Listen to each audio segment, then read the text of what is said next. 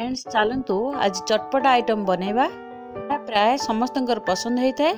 यही दुकान मानकर भिड़ बहुत लगी था। नमस्कार, गीतांजलि अगस्ती किचन को आपण मानक स्वागत।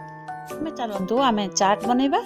आलू को प्रेसर पकईदबा, आवश्यक अनुसार लुण पकई पानी दे सिझेदबा। मटर आलू आपण माने परिवार अनुसार कम बेसी करी नहीं परिबे। मटर आलू भलो भाबरे सिझिबा पई आमे 3-4टा हुइसेल देदबा। देखो मटर आलू भलो भाबरे सिझि जाइछि। मटर आलू को अलगा कर दबा। मटर भलो भाबरे सिझि गले चाट भलो हेइताय। चाट रो अधिक टेस्ट पई आमे तड़का सर पैन बसई 2 चम्मच तेल पकई नबा।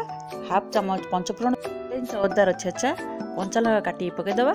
टेस्ट फ्लेवर पई भुसंग पत्र मध्ये पकई परिबे। भुसंग पत्र फ्राई हे गलानी। चलंतु टमाटो पकई दबा।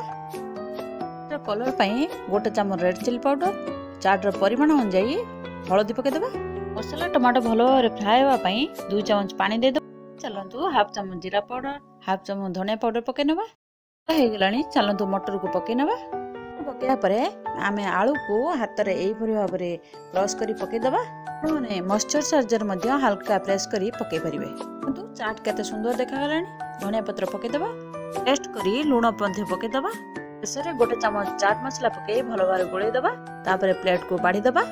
तो बाडिया परे आमे चॉप करी नैतिबा काकुडी, गाजर, प्याज, टमाटो, कंचा लंका, धनिया पत्र को आमे धीरे धीरे ता ऊपर पकई नबा। चाट प्लेट को आमे गोटे पर गोटे पकई सजै नबा। देखंतु मु केपरि भाबरे पकोछि, आपण माने मध्य सेहि परि भाबरे पकेबे। चलंतु चाट ऊपर मिक्सचर पकई दबा। चाट चटपटा टेस्ट पई आमे इमली रस, सामान्य लेंबू पकई दबा। ऊपरे बीट लूण, भजा जीरा लंका गुंड छिंची दबा। सहज चाट को आपण माने पटापट घरे बनातु, निजे खातु, अन्य मानकु खुआतु। या परे लाइक सब्सक्राइब निश्चय करिवे। चलंतु बिरी रो एक नुआ आइटम बनेबा। 100 ग्राम बिरी को धोई आधा घंटा पई भेदेई भलो भारे बाटी की नै जिबा। तिरे छोट छोट काटी आलू पके दबा। धनिया पत्र, भुसंग पत्र मध्ये पके दबा। 3 अदा को छेची पकेबा। कंचा लंका को काटी पकेबा। प्याज खाउतिले प्याज मध्ये पके परिबे।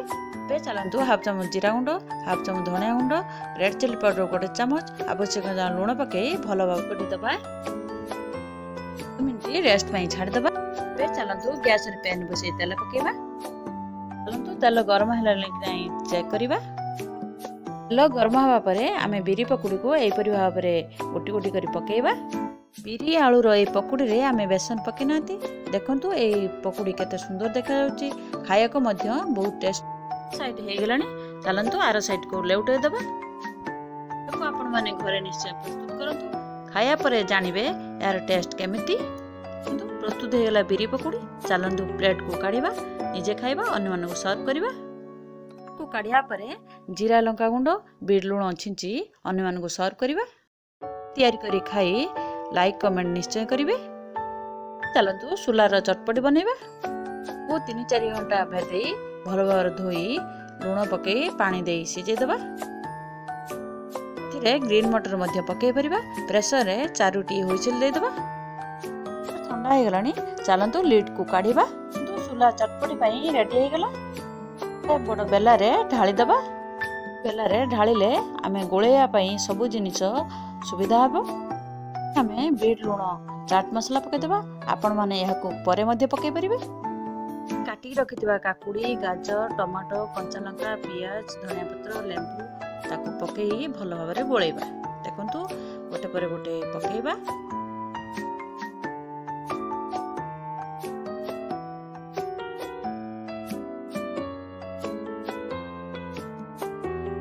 सबु जिनिस पकैया परे आमे फाळे लेंबू को भलो भाबरे चुपुड़ी दबा चटपटा टेस्ट पई। तापरे मिक्सचर पके दबा। बुडी के पड़ी गला। चलंतु एहा को भलो भाबरे गोळैबा। भलो भाबरे गोळैया परे आमे प्लेट को बाडीबा। ए चटपटी को आपण माने घरे निश्चय प्रस्तुत करंतु, निजे खांतु, अन्य मानकु खुआंतु। तो बाडिया परे आउटिके मिक्सचर पके दबा। आवश्यक लेंबू चुपुड़ीबा। सुला चटपटी को खाया परे प्लीज लाइक कमेंट सब्सक्राइब निश्चय करिवे।